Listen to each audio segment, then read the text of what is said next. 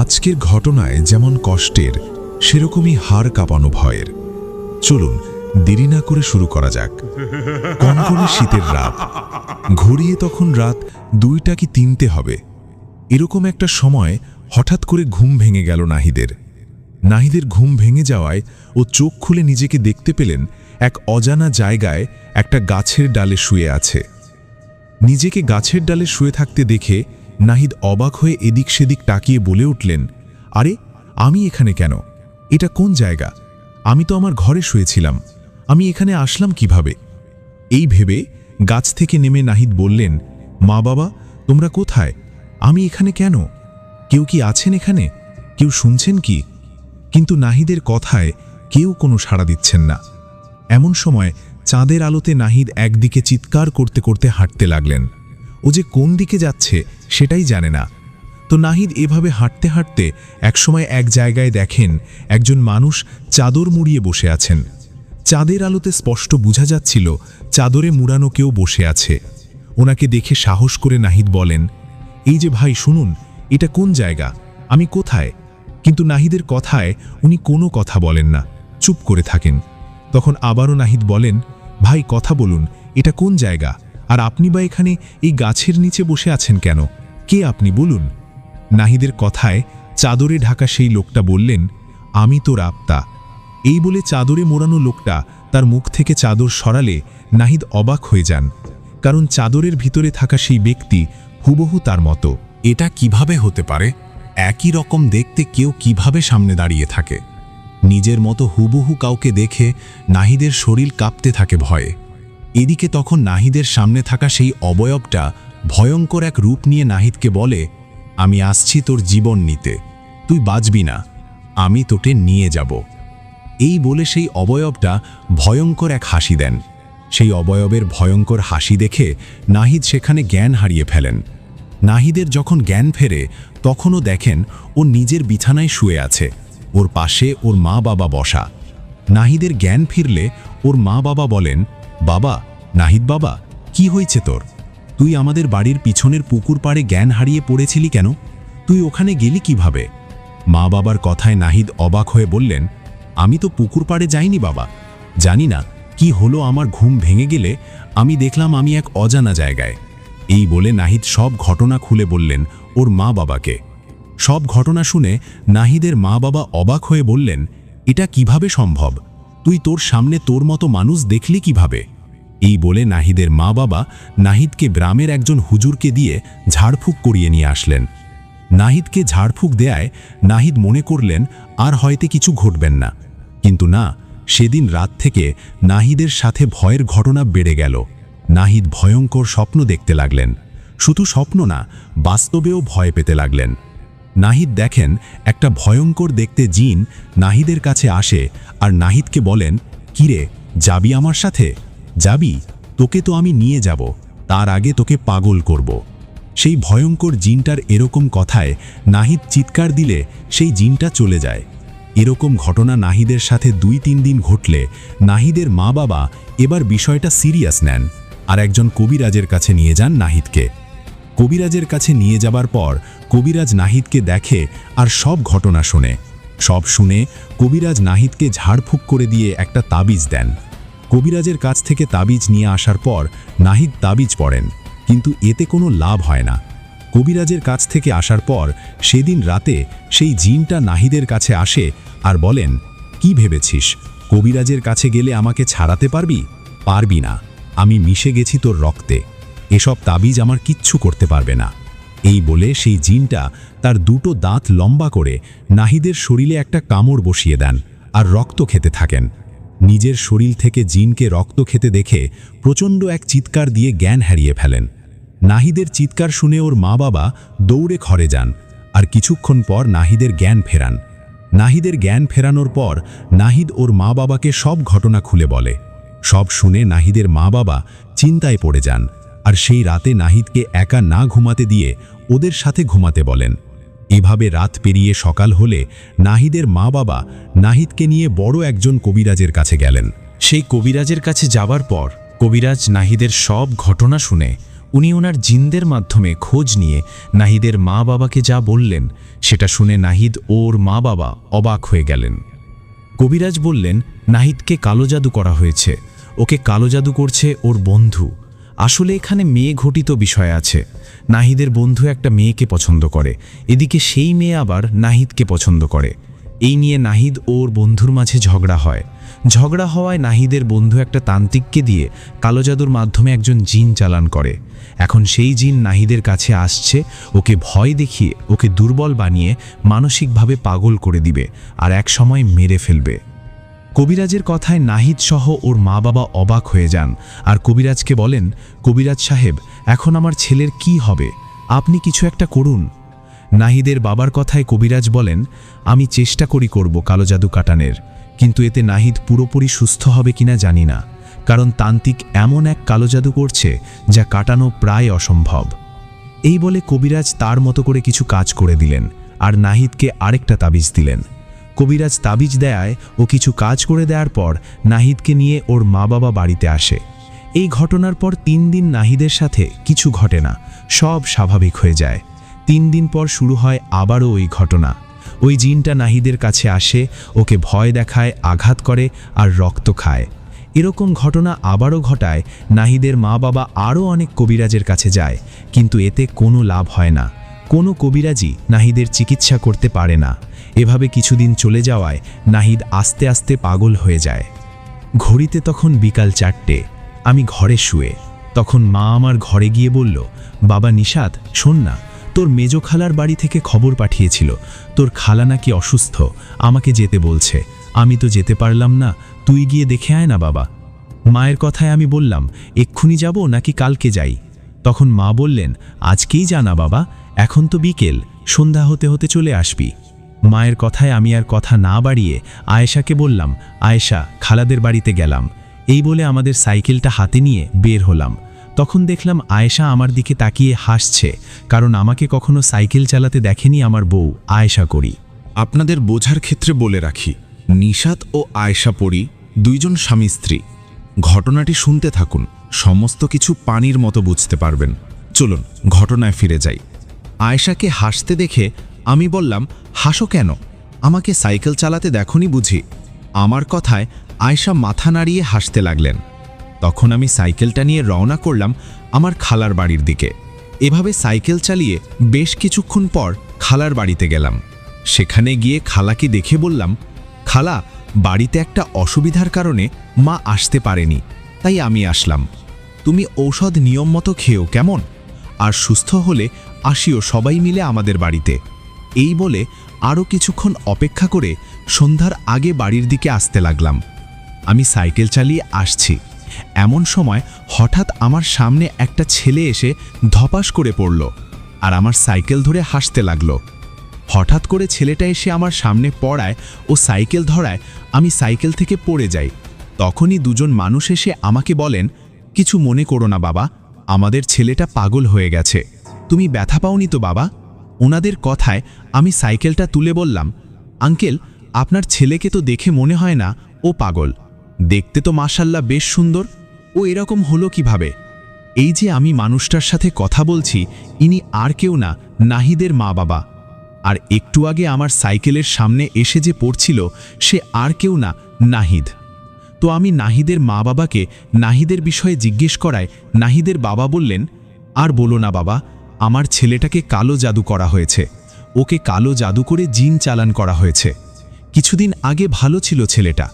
এই বলে নাহিদের মা বাবা কান্না করতে লাগলেন আমার সামনে। ওনাদের কান্না দেখে অনেক খারাপ লাগছিল আমার। ওনাদের কান্না দেখে আমি নাহিদের বাবাকে বললাম, আঙ্কেল, আপনাদের বাড়ি কোনটা? আমাকে আপনাদের বাড়িতে নিয়ে চলুন তো। আমার কথায় নাহিদের বাবা আমাকে নিয়ে ওনাদের বাড়িতে গেলেন। ওনাদের বাড়িতে যাবার পর আমি নাহিদের মা ও বাবাকে বললাম, আঙ্কেল, আন্টি, আমি যদি অদৃশ্য কারোর সাথে কথা বলি তাহলে ভয় পাবেন না, আর আমাকে জিজ্ঞেস করবেন না কার সাথে কথা বলি। আমার কথায় ওরা রাজি হলে আমি আমার বউ আয়েশা পরীকে ডাকলাম। আমার ডাকে আয়েশা সেখানে এসে আমাকে দেখা দিলেন। আয়েশা পরী আশায় আমি ওকে বললাম, আয়েশা, এনাদের ছেলেকে কালো জাদু করা হয়েছে, কালো জাদুর মাধ্যমে ওর কাছে কোন জিন আসছে দেখো তো। আজকের পর যেন ওই জিনটা আর এই ছেলে নাহিদের কাছে আর না আসে। আর আল্লাহর রহমতে নাহিদকে সুস্থ করার কোনো চিকিৎসা আছে কিনা দেখো তো। আমার কথায় আয়েশা চলে গেলেন সেই জিনের কাছে যে জিনটা নাহিদের কাছে এসে ওকে পাগল বানিয়ে দিছে। সেই জিনের কাছে যাবার পর আয়েশা ওকে বলেন, আজকের পর নাহিদের ধারের কাছে যেন না আসে, ওর কাছ থেকে যেন দূরে থাকে। আয়েশা পরীর কথায় সেই জিন হাসতে হাসতে বলেন, তুই কে? তোর কথা কেন শুনব? আমাকে চুক্তির মাধ্যমে নাহিদের কাছে পাঠানো হয়েছে। আমি ওকে পাগল বানিয়েছি, ওকে সামনে মেরে ফেলব। সেই জিনের কথায় আয়েশা বললেন, তুই বেঁচে থাকলে তো ওকে মেরে ফেলবি, তাই না? আয়েশার কথায় ওই জিনটা রেগে আয়েশাকে মারতে আসে, আর তখন আয়েশা জিনটাকে ধরে আঘাত করতে করতে আহত করে ফেলেন। জিনটাকে আহত করার পর জিনটা আয়েশাকে বলেন, আয়েশা, আমাকে না মেরে তান্ত্রিককে গিয়ে বল আমার সাথে চুক্তি ভঙ্গ করতে, কালো জাদু কাটাতে, তাহলে তো আমি নাহিদের পিছু ছেড়ে চলে যাই। জিনটার কথায় আয়েশা তখনই চলে গেলেন সেই তান্ত্রিকের কাছে। তান্ত্রিকের কাছে যাবার পর আয়েশা সরাসরি নাহিদের বিষয়ে তান্ত্রিককে বললেন। আয়েশা বললে, নাহিদের ওপর থেকে সব কালো জাদু কাটিয়ে দিন, ওর সাথে যেন আর কোনো সমস্যা না হয়। আয়েশার কথায় তান্ত্রিক হাসতে হাসতে বলল, তুই আমাকে হুকুম করিস? জানিস আমি কে? তোর মতো 100টা পরীকে 1 মিনিটে বন্দী করতে পারি। আমাকে হুকুম না করে চলে যায় এখান থেকে। আমি টাকার বিনিময়ে নাহিদের ওপর কালো জাদু করছি, এই কালো জাদু আমি কাটাবো না। তখন আয়েশা বললেন, শেষবারের মতো বলছি, নাহিদের ওপর থেকে কালো জাদু কাটাবেন কি না? আয়েশার হুমকিতে তান্ত্রিক বলেন, আমাকে হুমকি? দাঁড়া। এই বলে তান্ত্রিক আয়েশাকে বন্দী করতে গেলে আয়েশা তান্ত্রিককে ঠাস করে একটা থাপ্পড় মারলেন। আয়েশার থাপ্পড় খেয়ে তান্ত্রিক পড়ে গেলেন মাটিতে। তখন আয়েশা তান্ত্রিককে ধরে শূন্যে তুলে একটা আচার মারলেন। তখন তান্ত্রিক ব্যথায় চিৎকার করতে করতে করতে আয়েশাকে বললেন, আয়েশা পড়ি, আমাকে আর কিছু করিস না, ঠিক আছে, আমি নাহিদের ওপর থেকে কালো জাদু কাটিয়ে দিচ্ছি। এই বলে তান্ত্রিক নাহিদের ওপর থেকে কালো জাদু কাটিয়ে দেন। তখন আয়েশা পড়ি ফিরে আসেন আমার কাছে, আর আমাকে বলেন, নাহিদের ওপর থেকে কালো জাদু কাটানো হয়েছে। আল্লাহর রহমতে নাহিদ আস্তে আস্তে সুস্থ হয়ে যাবে, আর যে ছেলেটা নাহিদকে কালো জাদু করছে তার ক্ষতি হয়ে যাবে। কালো জাদু যে করে, যে মহা পাপ করে, তার শাস্তি দুনিয়া ও আখিরাতে 2 জায়গায় হবে। নাহিদকে নামাজ কালাম পড়তে বলবা, আল্লাহর রহমতে ও সুস্থ হবে। আমি বাড়িতে গেলাম, তুমি আসিও কেমন? এই বলে আয়েশা চলে গেলে। আমি নাহিদের মা বাবাকে সব ঘটনা খুলে বললাম। আমি বললাম, ওর ওপর থেকে কালো জাদু কাটানো হয়েছে, এখন থেকে আল্লাহর রহমতে ও সুস্থ হয়ে উঠবে, ওকে নিয়মিত নামাজ পড়তে বলবেন। এই বলে চলে গেলাম বাড়িতে। এই ঘটনার 3 দিন পর এক রাতে আমি ও আয়েশা খাবার খেয়ে ঘরে শুয়ে শুয়ে গল্প করছি। এমন সময় আমার জানি কি হলো, আমি কিরকম করতে লাগলাম, মানুষের মির্গি ব্যারাম হলে যেরকম করে সেরকম। আমার এরকম দেখে আয়েশা আমাকে চেপে ধরে দোয়া পড়তে লাগলেন। এভাবে কিছুক্ষণ চলার পর আমি আবার স্বাভাবিক হলাম। তখন আয়েশা বললেন, নিশাত, তুমি একটু অপেক্ষা করো, আমি একটু আসছি। তোমার এটা স্বাভাবিক কিছু ছিল না, এটা নিশ্চয়ই কোনো কালো জাদুর প্রভাব। এই বলে আয়েশা চলে গেলেন ওই তান্ত্রিকের কাছে। সেই তান্ত্রিকের কাছে যাবার পর তান্ত্রিক এবার আয়েশাকে দেখে হাসতে হাসতে বলল, আয়েশা পড়ি, তুই আসছিস? জানতাম আসবি। তুই আমাকে থাপ্পড় মারছিলি, মনে আছে? আমি 3 দিন আগে তোর থাপ্পড় খেয়ে নাহিদের ওপর থেকে কালো জাদু তো কাটিয়েছি, এতে নাহিদ সুস্থ হয়ে গেছে। নাহিদ সুস্থ হলেও তোর থাপ্পড় খেয়ে রেগে তোর স্বামীর ওপর কালো জাদু করছি আমি। এখন কি করবি? তোর স্বামীকে কালো জাদু করে মারব আমি। তুই এখন আমার কিছু করতে পারবি না, কারণ আমার সাথে থাকা 3 জন জিনকে যুদ্ধ করার জন্য তৈরি করে রাখছি। এই বলে তান্ত্রিক ইশারা করলে 3 জন জিন এসে সেখানে দাঁড়ালেন। তখন আয়েশা রেগে তান্ত্রিককে বললেন, আমার ভালোবাসা, আমার কলিজা হলো আমার স্বামী, তুই সেই স্বামীকে কালো জাদু করছিস? আল্লাহ ছাড়া তোকে আজ কেউ বাঁচাতে পারবে না। এই বলে আয়েশা পড়ি তান্ত্রিকের সেই 3 জন জিনকে আগে ধরে আঘাত করতে করতে মেরে ফেললেন। এদিকে এই দৃশ্য দেখে তান্ত্রিক ভয়ে সেখান থেকে পালাতে গেলে আয়েশা তান্ত্রিককে ধরে তুলে এমন আচার মারলেন যে হাত পা ভেঙে তান্ত্রিক সেখানেই মারা যান। তান্ত্রিক মারা যাবার পর আয়েশা পড়ি চলে আসলেন বাড়িতে। এরপর থেকে আমার সাথে আর কিছু ঘটেনি। আর ওদিকে নাহিদ আল্লাহর রহমতে ধীরে ধীরে সুস্থ হয়ে ওঠে। ঘটনাটি এই পর্যন্তই। ঘটনাটি সবার কেমন লাগলো কমেন্ট করে জানাতে ভুলবেন না। আজকের ঘটনাটি সত্য ঘটনা, পাঠিয়েছেন হৃদয় দাস। আদাব আরিয়ানভি ভাইয়া, আমি হৃদয় দাস। হিন্দু ধর্মের হলেও আপনার ঘটনা নিয়মিত শুনি, আমার কাছে খুব ভালো লাগে। চোখে পড়ল আপনি এখন সত্য ঘটনাও বলেন, এটা অনেক ভালো উদ্যোগ নিয়েছেন। আমার দাদার সাথে ঘটে যাওয়া একটা সত্য ঘটনা আপনাকে পাঠাচ্ছি। ঘটনাটি ভালো লাগলে পরে শোনাবেন, খুশি হব। আমার দাদা এই গ্রামের মন্দিরের পূজারী, তার নাম শিব শম্ভু দাস। দাদা আমাকে ঘটনাটা যেভাবে বলেছেন আমি আপনাকে সেভাবেই ভয়েস করছি। শুরু করছি দাদা ভাইয়ের সাথে ঘটা সেই ভয়ঙ্কর ঘটনাটি, যা শুনলে আপনার গায়ের রক্ত হিম হয়ে যাবে। আমার নাম শিব শম্ভু। এখন মন্দিরের গর্ভগৃহে মা কালীর চরণে পুষ্পাঞ্জলি দেই, কিন্তু একসময় আমার যৌবন কেটেছে শ্মশানের জ্বলন্ত চিতার পাশে। মরা স্নান করানো থেকে শুরু করে মুখাগ্নি সবই ছিল আমার হাতের কাজ। শ্মশানের এক কোণে জরাজীর্ণ কালী মন্দিরের ভাঙা বারান্দায় আমি আর আমার সহকারী টুকু দাস থাকতাম। কত শত চিতা জ্বালিয়েছি তার হিসেব নেই, কিন্তু সেই অমাবস্যার রাতটি আমার জীবনের সব সাহস এক নিমেষে ছাই করে দিয়েছিল। সেদিন বিকেলে এক সম্পন্ন পরিবার তাদের তরুণী মেয়ের লাশ নিয়ে এলো। মেয়েটির গায়ের রং ছিল দুধে আলতা, কিন্তু মুখটা ছিল অস্বাভাবিক ফ্যাকাশে, আর চোখের কোণে জমাট বাঁধা কালচে রক্ত। তারা বলেছিল হঠাৎ হৃদরোগে মেয়েটা মারা গেছে। আমি জানতাম না যে মেয়েটি আসলে অপমানে আর অভিমানে গলায় দড়ি দিয়ে আত্মহত্যা করেছে। তখনকার দিনে আত্মহত্যাকারী লাশের সংস্কার করা কঠোরভাবে নিষিদ্ধ ছিল। তাদের অপঘাতে মৃত্যু বলে গণ্য করা হতো এবং সরাসরি মাটির নিচে দাফন করা হতো। কিন্তু তার পরিবার চাইল না তাদের আদরের মেয়ে মাটির নিচে পচে যাক, তাই চতুরতার সাথে সত্য গোপন করে আমার হাতেই তাকে তুলে দিল। আমি আর টুকু মিলে শাস্ত্রের সেই অমোঘ নিয়ম না জেনেই সেই অভিশপ্ত দেহে আগুন ধরিয়ে দিলাম। রাত তখন প্রায় 2:30। চারপাশটা যেন অস্বাভাবিক নিঝুম হয়ে গেছে। ঝিঝি পোকার ডাক পর্যন্ত শোনা যাচ্ছে না, এমনকি শ্মশানের চিরচেনা শেয়ালগুলো আজ নীরব। টুকু পাশে অঘরে ঘুমাচ্ছে। হঠাৎ আমার নাকের ডগায় এক পচা মাংস আর ঝলসানো চর্বির উৎকট গন্ধ এসে ধাক্কা দিল। চোখ মেলতেই দেখলাম শ্মশানের দিক থেকে এক নীলচে আগুনের আভা মন্দিরের দেওয়ালে কাঁপছে। আমি অবাক হলাম, কারণ বিকেলের চিতা এতক্ষণে পুরোপুরি নিভে ছাই হয়ে যাওয়ার কথা। টর্চটা নিয়ে পা টিপে টিপে চিতার দিকে এগোলাম। চিতার কাছাকাছি যেতেই আমার হৃৎপিণ্ডটা যেন গলার কাছে চলে এলো। দেখলাম চিতার আগুনের লেলিহান শিখার ভেতর সেই মেয়েটি বাবু হয়ে বসে আছে। তার শরীরের অর্ধেক মাংস পুড়ে খসে পড়ছে, ভেতর থেকে ফ্যাকাশে সাদা হাড় উকি দিচ্ছে। আগুনের তাপে তার গায়ের চামড়া চরচর শব্দে ফেটে যাচ্ছে, কিন্তু তার কোনো বিকার নেই। সে এক হাতে নিজের পেটের ভেতর থেকে নাড়ি ভুলিগুলো বের করে আগুনের ওপর সেঁকছে, আর অন্য হাত দিয়ে সেগুলো ছিঁড়ে মুখে পুড়ছে। হাড় চিবানোর কর্মর শব্দ পুরো শ্মশান জুড়ে প্রতিধ্বনি হচ্ছে। হঠাৎ সে তার ঘাড়টা 180 ডিগ্রি ঘুরিয়ে একদম পেছনের দিকে থাকা আমার দিকে তাকালো। তার চোখের মনি নেই, শুধু দুটো গর্ত থেকে কালো থকথকে রক্ত গড়িয়ে পড়ছে। সে ফিসফিস করে হাসতে শুরু করল। সেই হাসি মানুষের নয়, নরকের কোনো পিশাচের হাসি।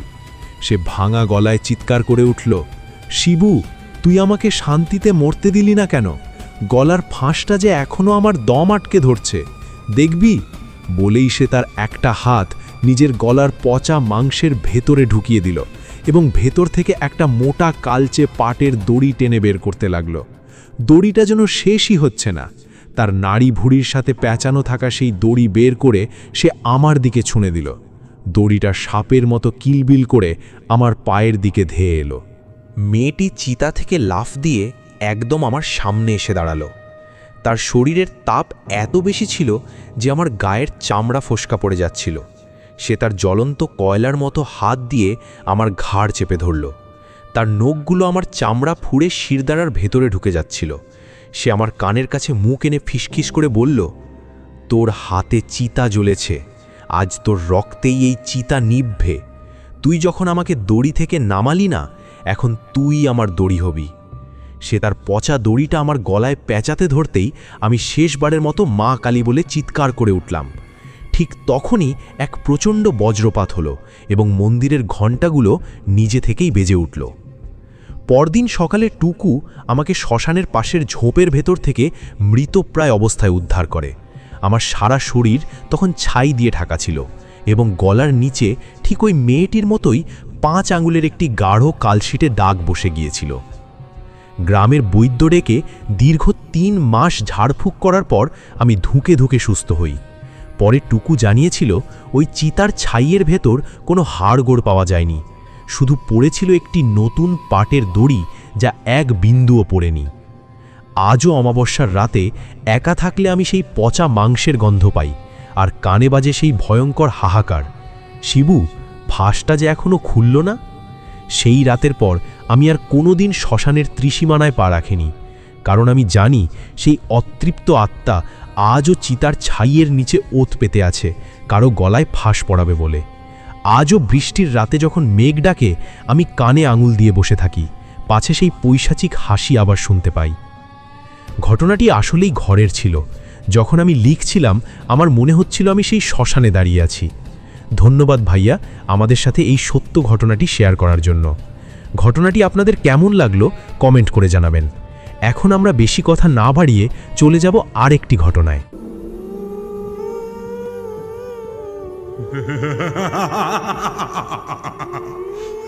কালো জাদু ভয়ানক একটা জিনিস।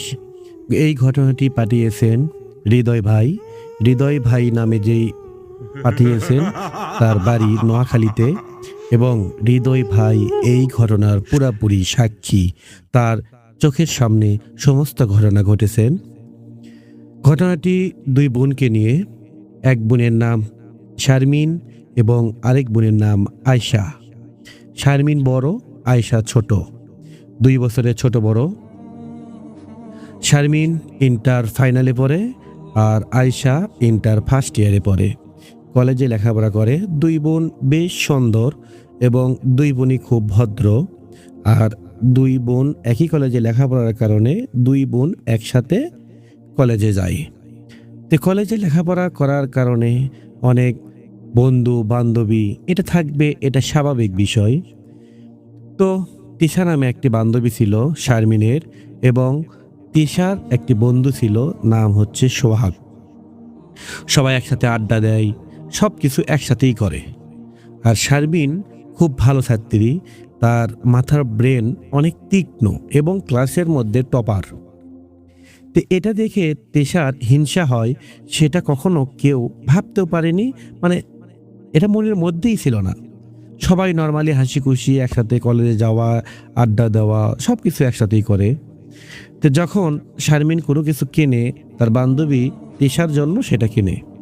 কোনো জামা কিনলে এদের মধ্যে 2টা কিনে, তার বান্ধবীর জন্য একটা কিনে এবং তার জন্য একটা কিনে। কোনো কিছু খাইলে ভাগ করে খায়, বাসা থেকে খাওয়ার জিনিস নিয়ে গেলে 2 বান্ধবী একসাথে ভাগ করে খায়। শারমিনের যে বোন আয়শা আছে, তাকে যতটা না ভালোবাসে তার চেয়ে বেশি ভালোবাসে তার বান্ধবী তিশাকে। তো এরকম প্রতিদিনের মতোই তারা কলেজে যায়। কলেজে যাওয়ার পরে একদিন আসার সময় শারমিনের হঠাৎ করে গাও মাথা ঘুরে যায় রাস্তার মাঝখানে। কলেজ বেশি দূরে না, 2 কিলোমিটার। আর গল্পে ক্ষেত্রে একসাথে হেঁটে হেঁটে আসে। আর গ্রাম এলাকা বোঝেন, ঠিক বাজার আর জঙ্গল মাঠ এরকম তো বেশি।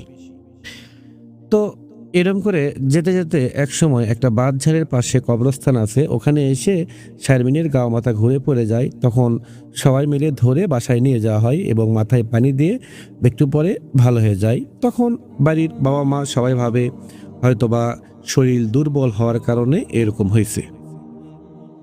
তখন পরের দিন শরীর একটু দুর্বল থাকার কারণে শারমিন কলেজে আসে না, আয়শা একাই আসে। তো এরকম করে ডেলি চলতে চলতে এক সময় হঠাৎ করে শারমিনের প্রচুর গায়ে জ্বর আসে।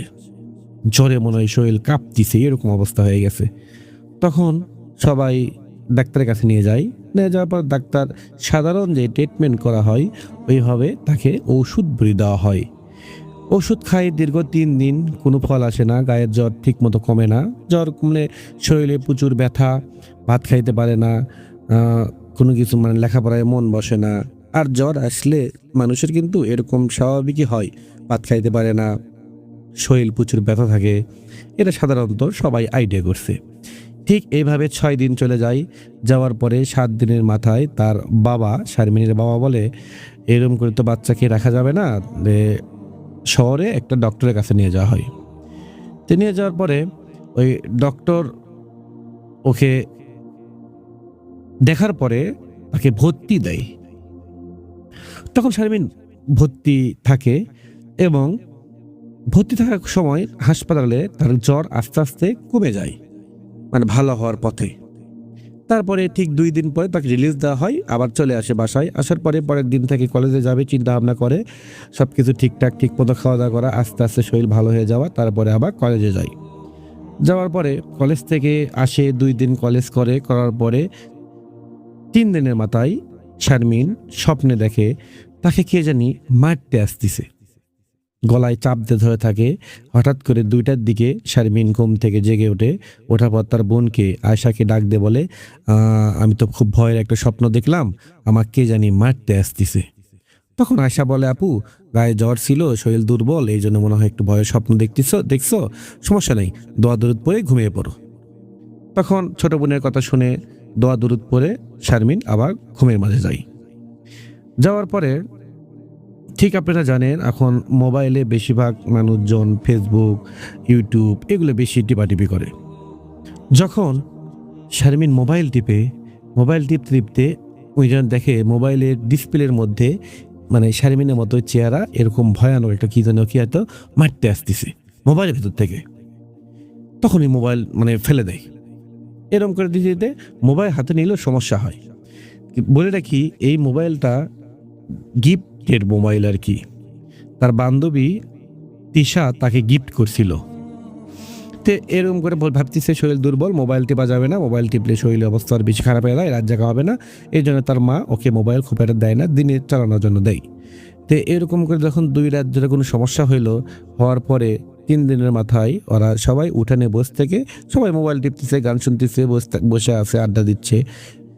দিতে হঠাৎ করে দেখে আমের গাছ থেকে মানে ঠিক মাগরিবের একটু আগে দেখে হালকা হালকা আফসা অন্ধকার। তখন আমের গাছ হালকা করে নড়তেছে আর শারমিন বুঝতে পারে হালকা একটা শীতল বাতাস তার শরীরের মধ্যে লাগতেছে। কিন্তু শারমিন একটা আতঙ্কের মধ্যে আছে, মনে হয় ধন্দা লেগে চেয়ে আছে ওই আমের গাছের দিকে। সেটা আয়েশা লক্ষ্য করে দেখতেছে। আপু কি হয়েছে, তুমি ওই দিক কি দেখো? কোনো কথা বলে না। এরকম করে থাকতে চিৎকার মেরে ওঠে শারমিন। তখন আয়েশা বললাম, আপু কি হয়েছে? বলে, তুই কি কিছু দেখতে পাচ্ছিস? বলে, কোথায়? বলে, দেখে আমের গাছে কে জানি বসে আছে। কে বসে থাকবে আমের গাছে? কেউ তো নেই, আয়েশা বলে। তখন শারমিন বলে, না দেখ, চোখ 2টা আগুনের মতো জ্বলতিছে আর মুখ চোখ বোঝা যাচ্ছে না, কালো বিশাল বড় আমের গাছের ডালের উপর বসে থেকে পা নাড়াচ্ছে আর দাঁত বের করে হাসতিছে, দাঁত মনে হয় রাক্ষসের মতো। এরকম করে দেখার পরে বুঝছে না কিছু নেই। তো অল্প একটু পর দেখে আমের গাছ থেকে আসতেছে, আবার মানে নেমে হাঁটে আসতেছে। তো বলে, আপু আসতেছে, আমাদের দিকে আসতেছে। বলতে বলে, আপু আমাকে মারতে আসতেছে। এরকম করে বলতে ঠিক শারমিন দেখে শারমিনের মানে চুলের মুঠি মানে ধরে মনে কে জানি টান মারতেছে। তখন পিছন দেখেছি পিছন দিকে পড়ে যায়, তারপর মাথায় একটু আঘাত লাগে। তে অল্প একটুর মধ্যে জ্ঞান হারিয়ে ফেলে। ওখান থেকে রুমে নিয়ে যাওয়ার পর তার মাকে সমস্ত কথা আয়েশা খুলে বলে। তখন তার মা বাবা বলতেছে গায়ে জ্বর ছিল, অসুস্থ থেকে একটু ভালো হয়েছে, এই জন্য মনে হয় এরকম মানে ভুল ভাল কিছু দেখছে। এটা সমস্যা না, আস্তে আস্তে ঠিক হয়ে যাবে। জ্বরের ওষুধ খেলাই, ঠিক মতো ওষুধ নিয়মিত ওষুধ খাওয়া দেওয়ার পর আবার শুয়ে পড়ার পরে শারমিন শুয়ে আছে, আয়েশা শুয়ে আছে। রাত 3টার দিকে হঠাৎ করে দরজা মনে হয় খুলে গেল। এটা দেখে হচ্ছে শারমিন ঘুম থেকে ওঠে, আস্তে আস্তে বের হয়ে যায়। যেতে ওই আমের গাছে গোড়ায় যায়।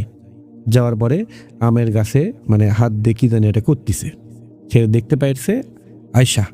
যখন দেখে তার বোন শারমিন নেই, তখন দরজা খোলা, বাইরে বের হয়ে দেখে এই অবস্থা। তার বাবা মাকে ডাক দেওয়ার পরে ওখান থেকে যখন ওকে নিয়ে আসবে, গায়ে হাত দেওয়ার সাথেই হাত ছিটকে ফেলে দিছে। দিয়ে বলতেছে, কি বললাম না আমি তো আর বেশি দিন থাকবো না, আমি চলে যাব, এখান থেকে চলে যাব, আমায় কেউ আটকাইতে পারবে না, আমি নিজেকে শেষ করে দেব। এই কথা বলে আর হাতে আঘাত করে। তে এটা দেখে তার বাবা মা অনেক ভয় খেয়ে যায়, ওরা মেয়ের সাথে কিছু হইল নাকি। তখন পরের দিন সকালে মসজিদের মুয়াজ্জিম সাহেবকে নিয়ে আসে। নিয়ে আসার পরে মুয়াজ্জিম সাহেব পানি পাড়া দেয় এবং ঝাড়া ফু দিয়ে বলে হয়তো বা দুধ থেকে কোনো জিনের আসর করছে, এই জন্য এরকম হয়েছে। এটা বলার পরে চলে যায়। যাওয়ার পরে অরিজিনাল ঘটনা ঘটে হচ্ছে সেই রাতে। সেই রাতে যে ঘটনা ঘটেছে, এই ঘটনা এখন পর্যন্ত তার বোন যদি দেখে এবং মনে করে, তিনিও ঠিক দেখতে পারে না। আয়শা শুয়ে আছে রাত 2টার দিকে। হঠাৎ করে আয়শা চোখ খুলে জাগনা পাইছে। জাগনা পেয়ে থেকে দেখে তার বোন আস্তে আস্তে শূন্যর উপর ভেসে উঠতেছে এবং তার বোন নিজেই নিজের হাত দিয়ে গলাতে চাপ দিয়ে ধরে আছে। যখন শূন্যর উপর ভেসে উঠতেছে এইসব কিছু আয়শা দেখে মানে নিজেকে নিজেই ঠিক রাখতে পারেনি। তখন আয়শা ভয়ে চুপ করে আছে। তখন শারমিন আস্তে আস্তে নিচে নামার পর খাটের নিচ থেকে নেমে কি জানি খোঁজাখুঁজি করতে করতে হাতে একটা চাকু পাইছে, ওই চাকু নিয়ে হাতে আঘাত করতে শুরু করছে। দেখে হাত কেটে রক্ত পড়তেছে, 2 হাত কাটা, এবং যখন গলায় বাঁধাতে যাবে তখন আয়শা দেখে চিৎকার করে মেরেছে। তখন তার বাবা মা সবাই চলে যাচ্ছে, আসার পর দেখে আয়শা শারমিনের 2 হাত দিয়ে রক্ত পড়তেছে। তখন রক্ত পড়তে পড়তে পড়তে গায়ে রক্ত শূন্যতা হওয়ার মাঝে তখন ওই রাত্রে কি করবে, একটা ডক্টরের কাছে নিয়ে যায়, মানে হাত পা ব্যান্ডেজ করার পরে ডক্টর বলে কোনো সমস্যা নেই, ওটা মনে হয় সুসাইড করার জন্য এরকম করছে। তখন ওখান থেকে বাসায় নিয়ে আসছে, সবাই চিন্তিত পড়ে যায়, কে রে আমার মেয়ে ভালো, তাহলে কেন সুসাইড কেন করবে। এর মাঝে কিন্তু লেখাপড়া কিন্তু চলে গেছে, লেখাপড়া কিন্তু আর নেই, লেখাপড়া করতে পারে না, কিছু করতে পারে না, মানুষের সাথে তর্ক করে, রাগ করে, মেজাজ খারাপ করে, তার মাকে দেখতে পারে না, বাবাকে দেখতে পারে না, তার ছোট বোনকে দেখতে পারে না। তো এরকম হতে হতে তখন পরের দিন আয়শা তার বোনের সাথে থাকতে ভয় করতেছে। এখন বাবা মা বলে যদি একা রাখি, যদি আবার একা যদি কোনো কিছু করে, তুই বোনে থাক, কোনো সমস্যা হবে না, আমরা তো আছি পাশের রুমে। সাহস নিয়ে আয়শা এবং শারমিন পরের দিন রাতে থাকে, কিন্তু আয়শার ঘুম নেই চোখে। শারমিনের মুখ চোখ কালো হয়ে গেছে। তখন শারমিন আয়শাকে বলে, আয়শা বোন, তোর সাথে যদি আমি খারাপ ব্যবহার করে থাকি তাহলে তুই আমাকে মাফ করে দিস, আমার না শরীর খুবই খারাপ। এসব কিছু শুনে আয়শা 2 চোখ দিয়ে পানি বের করে বলে, আপু এরম কিছু বলো না, সব কিছু ঠিক হয়ে যাবে, তোমার তো কিছু হয়নি, তোমার কয়েকদিন জ্বরের মাধ্যমে এরকম হয়েছে, উল্টাপাল্টা কিছু দেখছো। তখন শারমিন বলে, না বোন, আমায় কে জানি মারতে আসে রাতে, আমি উল্টাপাল্টা কিছু দেখি, তোদের সাথে খারাপ ব্যবহার করে আমি ঠিক থাকতে পারি না, মাথার মধ্যে যন্ত্রণা করে, পেটের মধ্যে আঘাত লাগে, বুকে চাপ দিয়ে থাকে, মনে হয় আমার নিঃশ্বাস বন্ধ হয়ে যাবে, আমার আজকে না এমন অবস্থা লাগতেছে, আমি কিছুই ভাল লাগতেছে না। তখন আয়শা একটু দোয়া দরুদ পড়ে যখন ফু দেয় তখন বলে, আর ফু দিস না, আমাকে বিরক্ত লাগতেছে, ভাল লাগতেছে না। তখন 2 বোন শুয়ে পড়ে। আয়শা বলে, আপু ঘুম আসো, সব কিছু ঠিক হয়ে যাবে। শারমিনও শুয়ে থাকে। থাকতে পরের দিন সকালবেলা শারমিন ঘুম থেকে উঠে আয়শা ঘুম থেকে উঠে দেখে শারমিন ঘুম থেকে উঠেনি, ঘুম পাচ্ছে। তখন বাইরে যায়, ফ্রেশ হওয়ার পরে তার মা বলে, কে রে শারমিন কোথায়? বলে, আপু তো এখনও ঘুম পাচ্ছে। তখন সকাল 10টা বেজে যায়, শারমিন ঘুম থেকে ওঠে না। সবাই রুমে যায়, যাওয়ার পর শারমিনের গায়ে হাত দিয়ে দেখে শারমিনের পুরা হাত পা বরফের মতো ঠান্ডা হয়ে গেছে, এবং নাকে হাত দিয়ে দেখে শারমিন আর নিঃশ্বাস নেয় না। শারমিন শেষ নিঃশ্বাস ত্যাগ করেছেন, সেই রাত্রে মারা গিয়েছেন। চিৎকার করতে লাগলেন বোন, বাবা মা। চিৎকার করতে করতে আশেপাশে মহল্লার সমস্ত মানুষ এসে গেছে বাড়িতে। এই ভালো মেয়েটা আজ থেকে 1 মাস আগে ভালো ছিল, হঠাৎ করে তার শরীরে জ্বর আসার কারণে কীরকম অবস্থা হয়ে গেল, বাচ্চাটি মারা যাবে আমরা তো কখনো ভাবতেই পারিনি। সবাই আফসোস করতে শুরু করলো। আর ওই ছোট বোনটা তো ঠিক থাকতে পারে না, কান্নায় ভেঙে পড়ে যায়। তার নিজের বোন একসাথে সব কিছু একসাথে করে। এসব কিছু হওয়ার পরে তাকে দাফন কাফন করা হয় এবং তাকে কবর দেওয়া হয়। কবর দেওয়ার পরে বাড়িতে মনে হয় শোকের ছায়া পড়ে গেছে, সব কিছু নীরব, ধুধু মরুভূমির মতো হয়ে আছে। কি ঠিক মতো কেউ খাওয়া দাওয়া নেই। এরকম করতে করতে ঠিক 1 মাস পর সব কিছু হালকা স্বাভাবিকের মধ্যে চলে যাচ্ছে।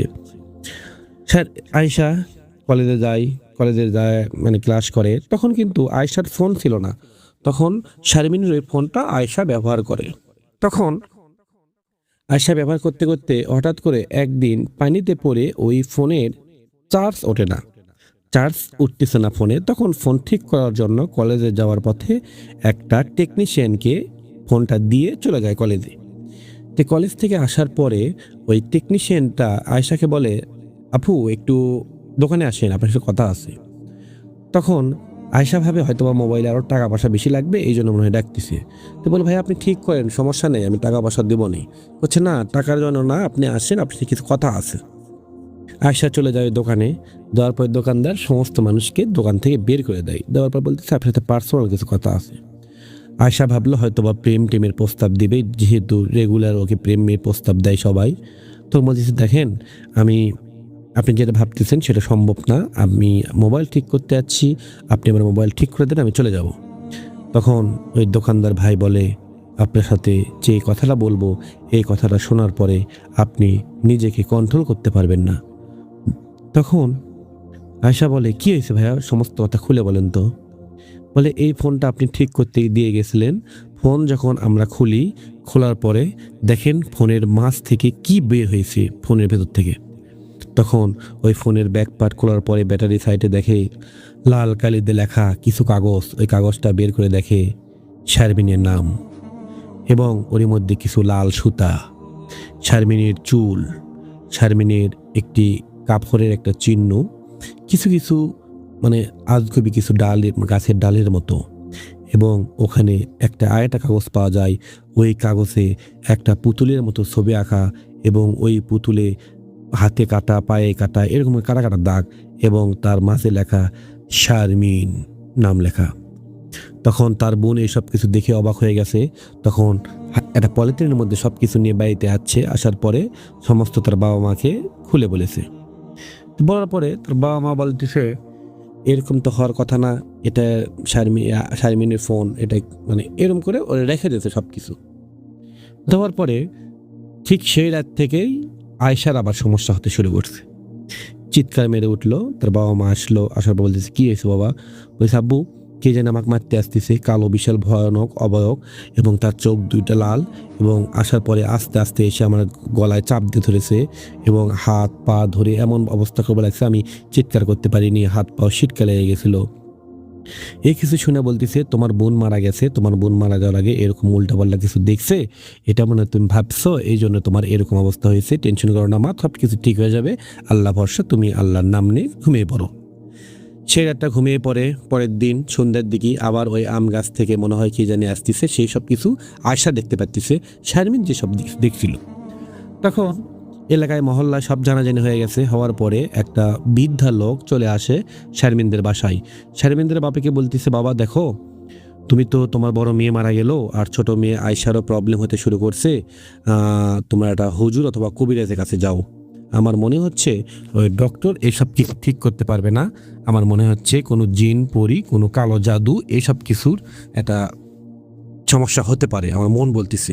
এখন গেলে দেখলে তো আর কোনো সমস্যা হবে না, এটা চেষ্টা করে দেখতে পারো, ছোট মেয়েকে তো আর হারান যাবে না, একটা মেয়েকে হারিয়ে তোমরা ভেঙে পড়েছো, এখন ছোট মেয়ের এরকম সমস্যা হয়েছে, এটা চিকিৎসা করাটা সবচেয়ে ভালো। এইসব কিছু বলার পরে ঠিক আয়শারে তো শারমিনের মতো প্রবলেম হতে শুরু করছে, থেকে থেকে গলায় চাপ দিতে থাকে, কারোর সাথে কথা বলে না, মেজাজ কিটকিটা, এবং তার মাথার মধ্যে যন্ত্রণা করে, কান্না করে থাকে, লেখাপড়া করে না। তখন একটা কবিরাজের কাছে চলে যায়, সবাই আয়শাকে নিয়ে যায়। যাওয়ার পরে ওই যেসব কিছু ফোনের মাঝ থেকে পাইছিল এসব কিছুই নিয়ে গেছে, এবং ফোনও নিয়ে গেছে। যাওয়ার সাথেই ওই হুজুরের সাথে, কবিরের সাথে কথা বলার সাথেই কবিরাজ বলে, আপনারা ঘরেতে বসেন, আপনাদের কি সমস্যা সমস্ত কথা আমি শুনতেছি। তখন বলে, আপনার এই মেয়ের নাম বলেন। তখন আয়শার নাম বলে, আয়শার বাবার নাম বলে, মায়ের নাম বলে, বাড়ি কোথায় সেটা বলে। বলার পরে ঠিক 10 মিনিট পর ওই কবিরাজ সবাইকে রুমের মধ্যে ডাকার পর বলতেছে, আমি এখন কিছু কথা বলবো, এইসব কিছু কথা আপনারা মন দিয়ে শুনবেন। তখন বলতেছে, আপনার কি আর মেয়ে আছে? তখন আয়েশার বাবা চোখ দিয়ে যখন ঝরঝর করে পানি পড়ে বলতেছে হ্যাঁ ছিল।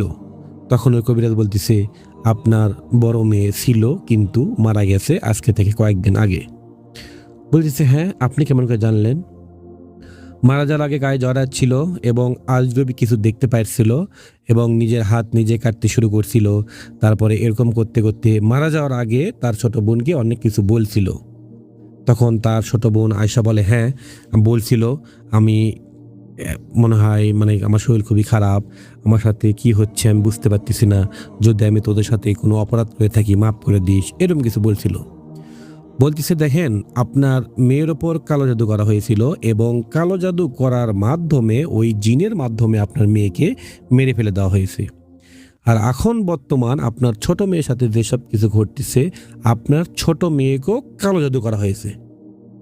তার বাবা মা তো হতাশ, মনে হয় নিচ থেকে মাটি সরে গেল, অবাক হয়ে গেল, গাও পুরাটা ঘেমে গেল সবারই।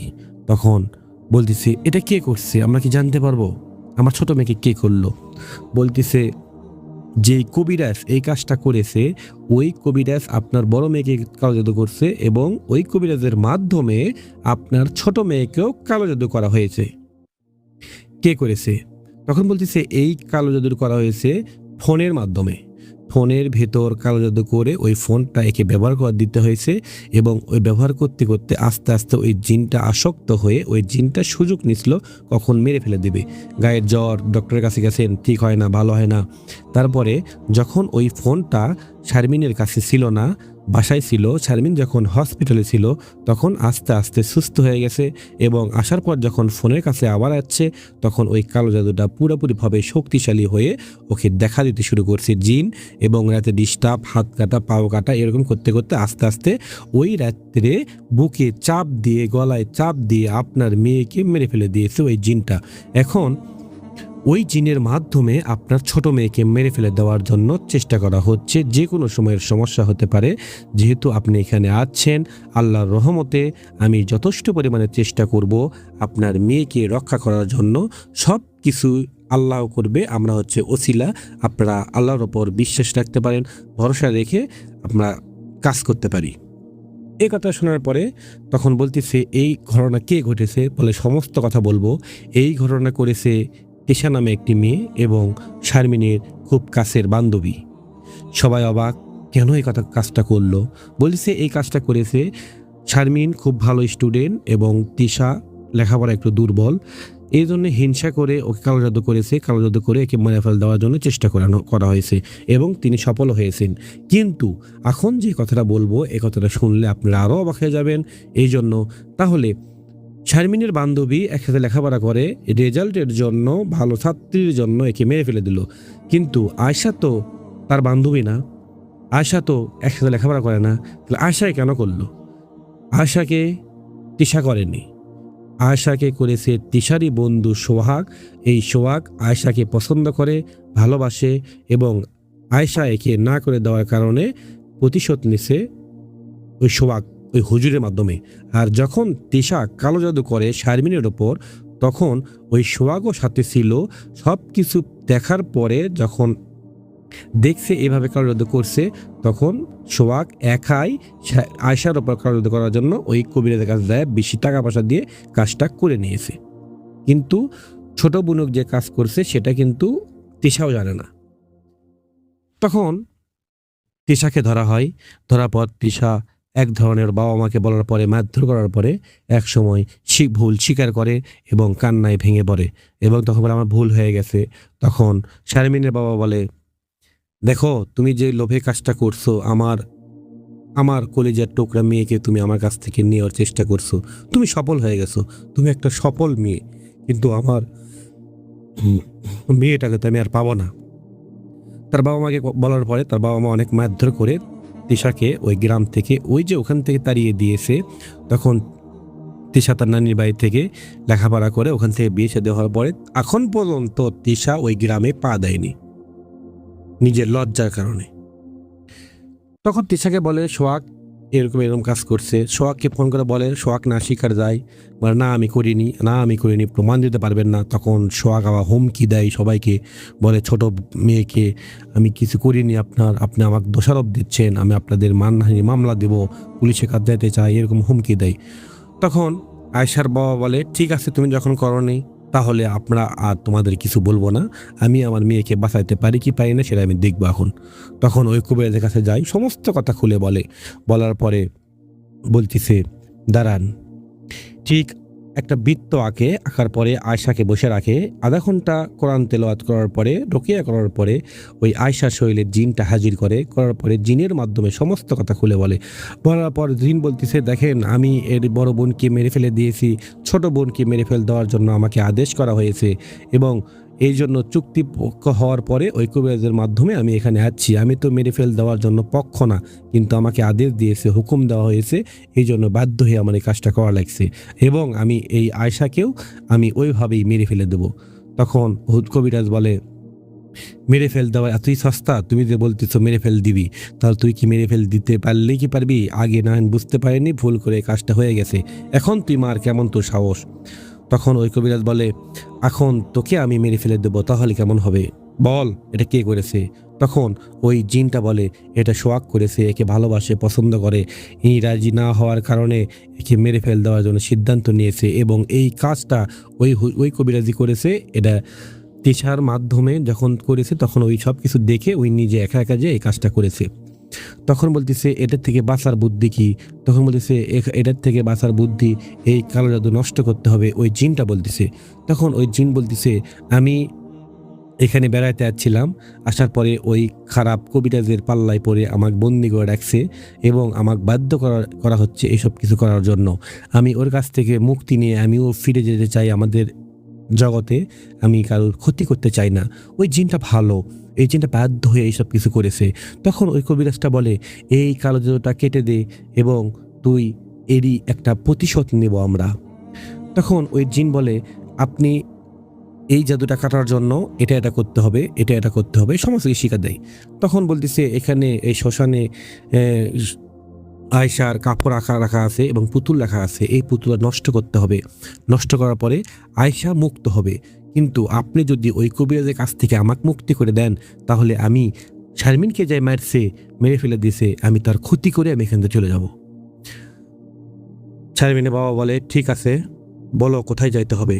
রাত 1টার দিকে শ্মশানের এই পাশে যাবেন, যাওয়ার পরে এত নম্বর কবরের পাশে একটা গর্ত আছে, গর্তটা করবেন, ওখান থেকে সব কিছু নিয়ে এসে আগুন দিয়ে পুড়ে শেষ করে দেবেন।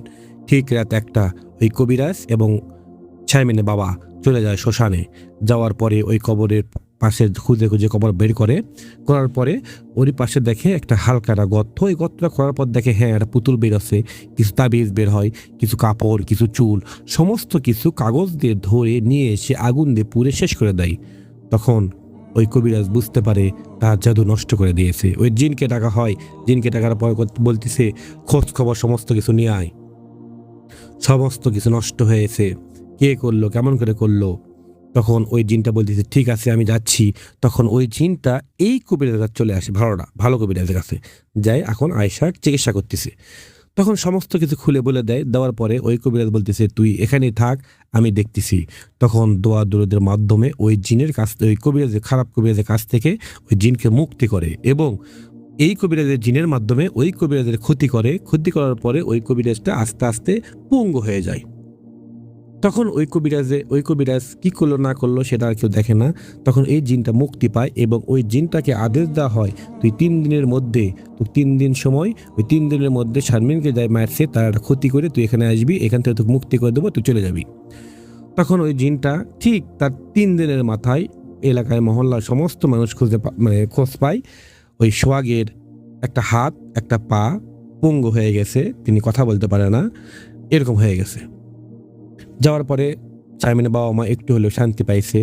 ওখান থেকে ওই কবিরাজের কাছে সবাই আসছে, আসার পরে জিনটা হাজির করা হয়েছে, ওই জিনটাকে ভালোভাবে মুক্তি করে দেওয়া হয়েছে, এবং আয়েশার ওপর যত কালো জাদু ছিল সমস্ত কিছু কেটে গেছে। কিন্তু আয়েশার শরীরে, মাথায়, পেটে, হাতে যে বান মারা ছিল, এই বানগুলো কাটা হয়নি। তখন ওই জিনই বলতেছে, আমি এই মেয়েটার বান মারা আছে, আমি মেরেছি, আমি সমস্ত কিছু কেটে দিচ্ছি। তখন আয়েশার শরীর থেকে সমস্ত বানগুলো কেটে দেওয়ার পরে ওই জিনটাকে মুক্তি করে দেওয়া হয়, জিনটা চলে যায়। যাওয়ার পরে ঠিক আয়েশা আস্তে আস্তে সুস্থ হয়ে যায়, ওইদিকে সোহাগ আস্তে আস্তে অসুস্থ হয়ে পড়ে। এরকম করে পড়তে এক সময় ওই সোহাগের ফ্যামিলি সমস্ত মানুষ চলে আসে আয়েশাকে বাড়ি। আসার পরে সবাই ভুল স্বীকার করে এবং তখন সোহাগ রাজি স্বীকার হয় আমি করছি এই কাজটা।